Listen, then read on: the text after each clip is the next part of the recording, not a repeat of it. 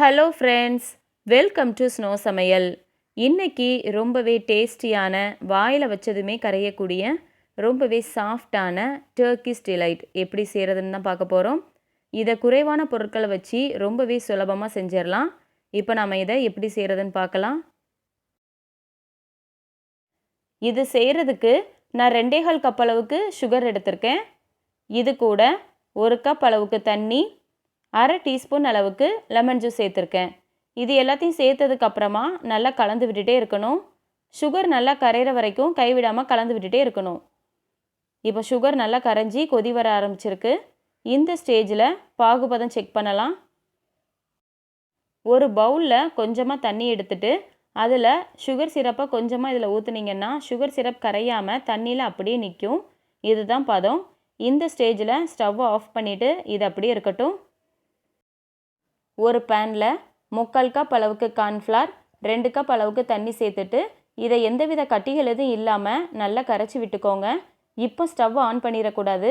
இதை நல்லா கரைச்சி விட்டதுக்கப்புறமா ஸ்டவ்வை ஆன் பண்ணிக்கலாம். இதை நல்லா கலந்ததுக்கப்புறமா ஸ்டவ்வை ஆன் பண்ணி லோ ஃப்ளேமில் வச்சுட்டு இதை கைவிடாமல் கலந்து விட்டுட்டே இருக்கணும். அப்படி இல்லைன்னா இது கெட்டியாக ஆரம்பிச்சிடும், அதாவது கட்டி கட்டியாக ஃபார்ம் ஆக ஆரம்பிச்சிடும்.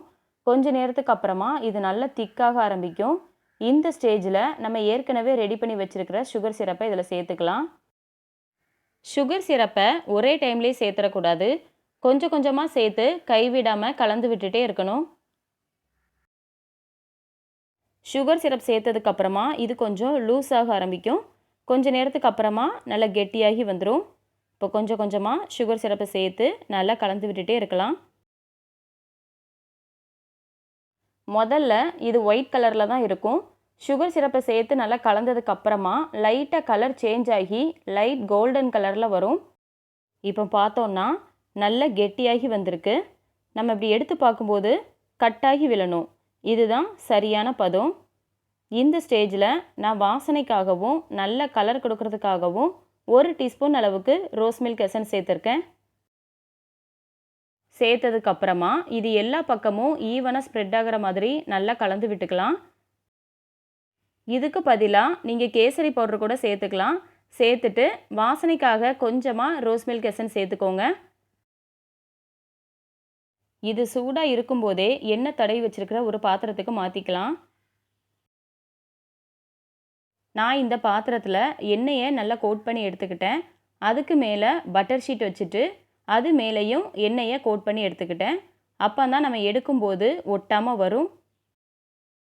இந்த பாத்திரத்துக்கு மாற்றினதுக்கப்புறமா ஒரு ஸ்பூனில் கொஞ்சமாக எண்ணெய் தடவிட்டு இதை எல்லா பக்கமும் ஈவனாக வர்ற மாதிரி ஸ்ப்ரெட் பண்ணி எடுத்துக்கோங்க. அவ்வளோதான்.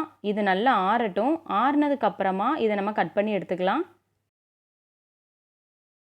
நல்லா ஆறுனதுக்கப்புறமா ஒரு பிளேட்டுக்கு மாற்றுறதுக்கு முன்னாடி இதில் லைட்டாக சுகர் கார்ன்ஃப்ளவர் பவுடரை நல்லா ஸ்ப்ரெட் பண்ணி எடுத்துக்கலாம். அதுக்கு ஒரு மிக்ஸி ஜாரில் 4 ஸ்பூன் அளவுக்கு சுகர், 2 ஸ்பூன் அளவுக்கு கார்ன்ஃப்ளவரை நல்லா பவுட்ரு பண்ணி எடுத்துக்கோங்க. எடுத்துட்டு இது ஒட்டாமல் இருக்கிறதுக்காக மேலே நம்ம நல்லா தூவிக்கலாம்.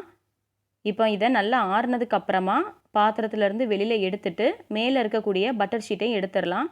பாருங்கள் எவ்வளோ அழகாக ஒட்டாமல் வந்திருக்குன்னு.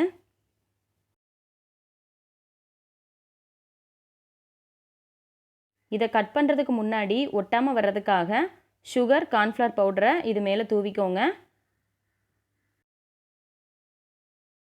கத்தியில் கொஞ்சமாக எண்ணெய் அப்ளை பண்ணிவிட்டு இதை கட் பண்ணி எடுத்துக்கோங்க. அப்போ தான் ஒட்டாமல் வரும். அழகாக குட்டி குட்டி க்யூபாக கட் பண்ணி எடுத்துக்கோங்க. நாம் கட் பண்ணும்போது கத்தியில் ஒட்டிட்டு தான் இருக்கும். அப்பப்போ கத்தியில் கொஞ்சமாக எண்ணெய் அப்ளை பண்ணிவிட்டு கட் பண்ணி எடுத்துக்கணும். அப்போ தான் ஒட்டாமல் ஈஸியாக வரும். பாருங்கள் எவ்வளோ அழகாக வந்திருக்குன்னு. இதில் நம்ம இன்னுமே சுகர் பவுடர், கார்ன்ஃப்ளவர் இது ரெண்டையுமே சேர்த்து நல்லா தூவிக்கலாம்.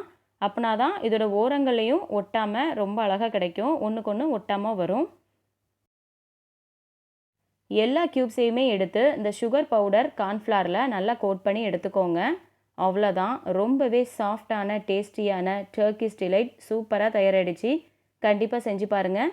இந்த வீடியோ உங்களுக்கு பிடிச்சிருந்தா ஸ்னோ சமையலை சப்ஸ்கிரைப் பண்ணுங்கள். அன்பாக சமைப்போம், ஆனந்தமாக சாப்பிடுவோம், ஆரோக்கியமாக வாழ்வோம். தேங்க்யூ.